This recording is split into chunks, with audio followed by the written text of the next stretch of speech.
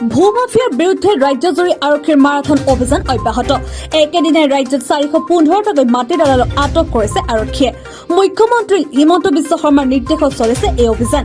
নলবাৰীত সোমবাৰে নিশা 31টাকৈ মাটি দালাল আটক কৰা হৈছে। ইয়াৰে 21টা মাটি দালাল নলবাৰী সদৰ থানা আৰক্ষীয়ে আটক কৰাৰ বিপৰীতে মোকালমত 5টা আৰু তিহুত 5টা দালাল আটক কৰা হৈছে। নলবাৰী ভূমাফিয়া অনিল জৈন, ওম প্ৰকাশো পৰিছে আৰক্ষী জালত। আনহাতে দালাল চক্ৰটোত বিভিন্ন ক্ষেত্ৰত সহায় কৰা নলবাৰী টাউন মণ্ডলৰ চক্ৰেশ্বৰ কলিতাকো আটক কৰি ৰাখিছে আৰক্ষীয়ে। নলবাৰী ৰাজ্য চক্ৰ টাউন মণ্ডলৰ চক্ৰেশ্বৰ কলিতাই মাটি দালালৰ লগ হৈ অগাধ সম্পত্তি গঢ়াৰ অভিযোগ আছে। আনহাতে ডুমডুমত 3জনকৈ মাটি দালালক আটক কৰিবলৈ সক্ষম হৈছে আৰক্ষী। তেওঁলোক হৈছে যোগেন মহন্ত, ৱাকিল আহমেদ আৰু বিজয় শাহ।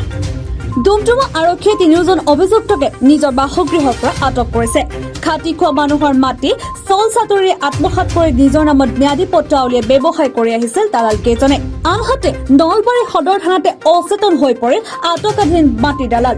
নলবাৰী আৰক্ষীয়ে সোমবাৰে নিশা আটক কৰা মাটিৰ দালাল এগৰাকী হঠাতে থানাৰ চৌহদত অচেতন হৈ পৰে। আৰক্ষীয়ে ততাতৈয়াকৈ দালালজনক নলবাৰী শ্বহীদ মুকুন্দ কাকতি অসামৰিক চিকিৎসালয়লৈ প্ৰেৰণ কৰিছে।